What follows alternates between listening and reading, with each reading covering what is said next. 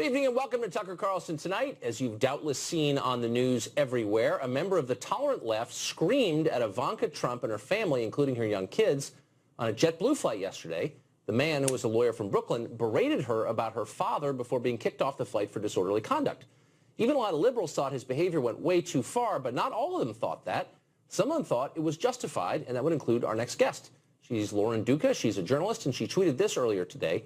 Ivanka Trump is poised to become the most powerful woman in the world. Don't let her off the hook just because she looks like she smells good. Lauren Duca joins us. Now, Lauren, thanks for coming on. Hi. Thanks for having me. So I think, of course, it goes without saying that it's valid that you disagree with Trump and you have your own set of political views and perhaps you disagree with Ivanka Trump. I wonder, though, screaming at a mom and her kids on an airplane seems like a violation of privacy and decency and good manners, and it raises the question, what are the venues where you shouldn't scream your political views at people? Would a funeral be out of bounds, church, her son's bris? Like, what are the rules on that? Oh, at a brisk. Yeah, well, I think what is a nonpartisan issue is that air travel is horrific, and I don't think anybody should be enduring confrontations in the air, be it Ivanka Trump with her children or just any other human being in a tin can and feeling dehydrated. Right. And I think that the fact that she is with her children is significant.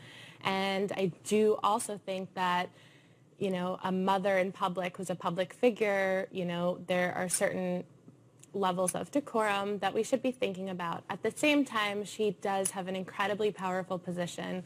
And she's not just a mother. She is a powerful, powerful woman who's connected very closely to the president-elect, not just as his daughter, but in many ways as a business confidant and advisor.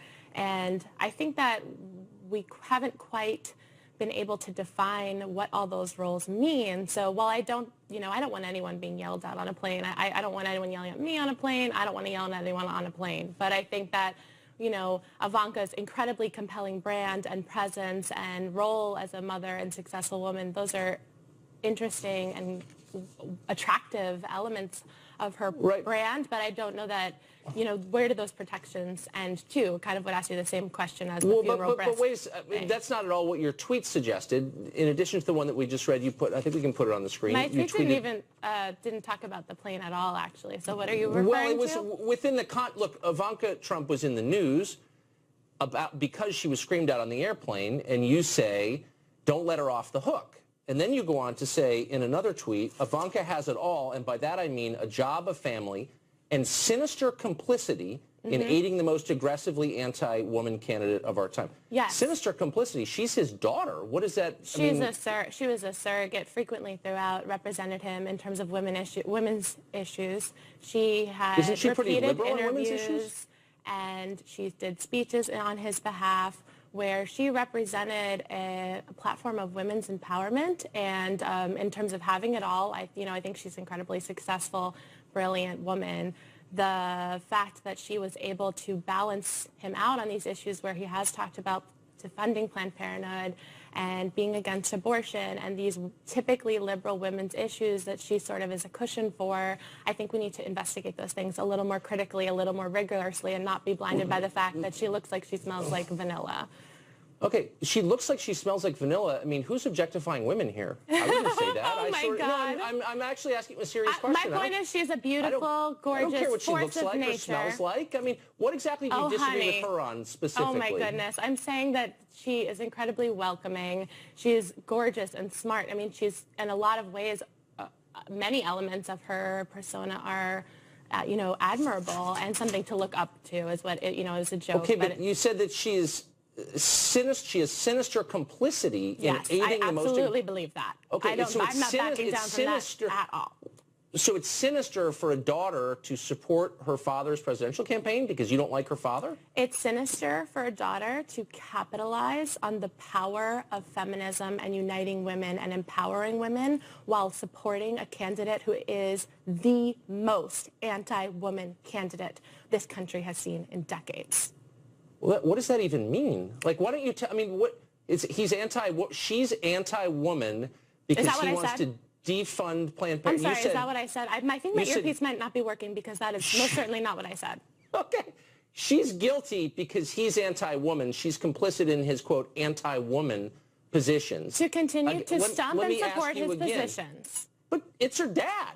I mean, I don't understand. So I guess the point I'm making is you're drawing this kind of world where everyone who's not on your side is evil and that's is, not what I as said, you put even it, remotely. fair game. That's well, not actually, what that's I what said. you said. Tucker, you said she's, quote, fair game even though she smells good. Tucker, I did not say anybody who disagrees with me is evil. Then I'm going to ask you again. What do you disagree with that she has said? What position that she holds do you disagree with? I disagree with her providing a surrogacy for her father based on an empowerment of women when that is an inherent disconnect between his campaign and her beliefs. So you agree with her, but because she supported her dad, she's somehow fair game. I did not say I precisely align with her.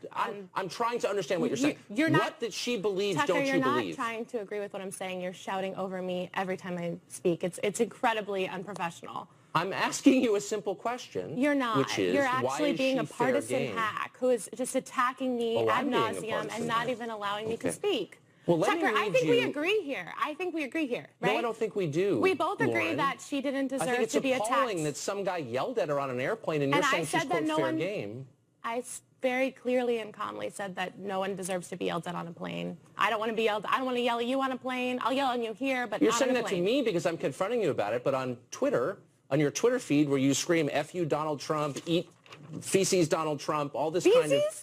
Wait, what? Well, I can't say the word you used, as you well know. But I said feces Donald Trump.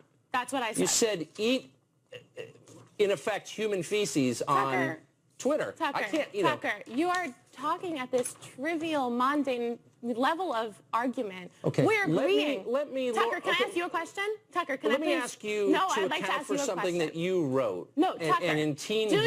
you or do you not agree that we deserve, as the American people, a level of transparency in terms of Ivanka's role?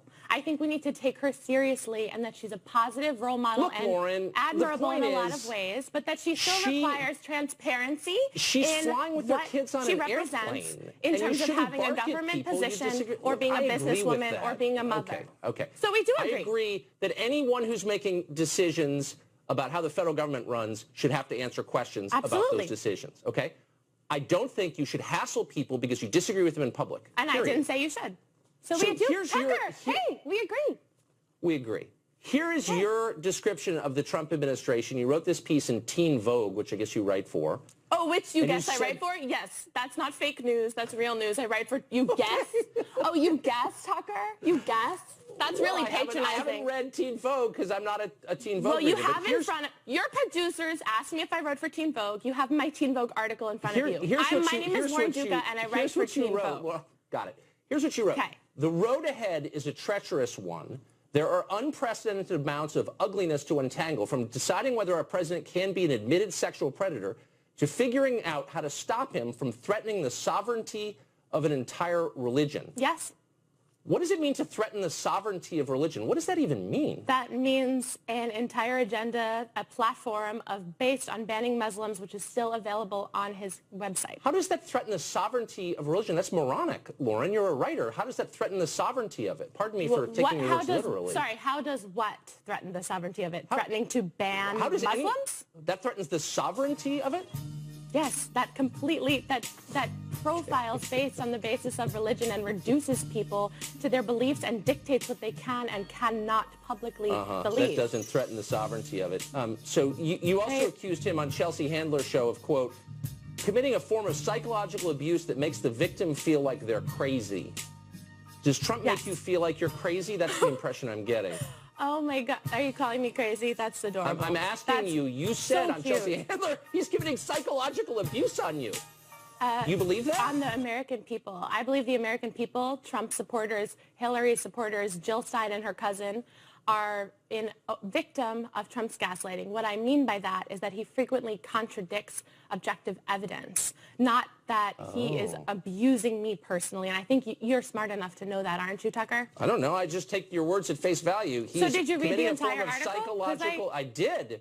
I also read Liam Payne is 100% certain One Direction will continue. Adriana Grande rocked the most epic thigh-high boots at Jingle Bell, and Black China and Rob Kardashian went through the messiest breakup of 2016. Those are your other pieces. but I'm trying to get to what you're writing about Trump, taking a break from the thigh-high boots, and ask what you mean about him committing psychological abuse on you. A and woman are you okay, can love Ariana Grande and her thigh-high boots and still I'm just discuss letting you know that I read politics. you in Teen Vogue as of today. And those things are not mutually exclusive. You know, now that you bring up Teen Vogue, we treat young women like they don't have a right to a political conversation. Dumb and like you can't be, enjoy Kylie Jenner's Instagram and worry about the future of this country. And those things are not mutually exclusive. So you know what? I did write about Ariana Grande, and I did write about the abusive, bigoted, Those pieces were a little deceptive smarter than your piece president about of the threatening the United sovereignty States. of a whole religion.